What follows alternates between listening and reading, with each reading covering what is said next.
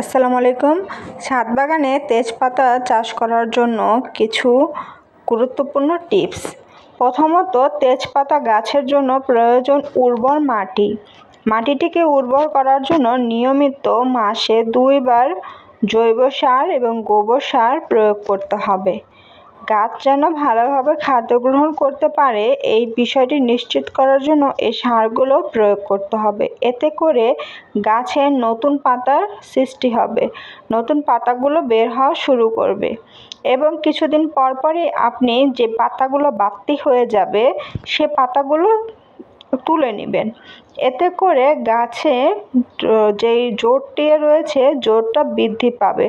কারণ যদি বাড়তি পাতাগুলো আপনি গাছে থেকে ছিঁড়ে না নেন তাহলে সে বাড়তি পাতাগুলোই গাছের রস টেনে নেবে এবং নতুন পাতাগুলো সে রস পাবে না।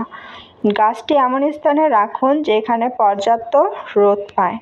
গাছের যত্নে নিয়মিত পানি ব্যবহার করবেন। এতে করে গাছের পাতাগুলো খুব সতেজ থাকবে এবং তেজপাতার যে মানটা বজায় থাকবে। গাছে অবশ্যই জৈব সার এবং পটাশ সার তার সাথে গোবর সার ব্যবহার করার চেষ্টা করবেন। যেহেতু শীত চলে এসেছে, এই যে তৈরি করছি সারটি এটা খুব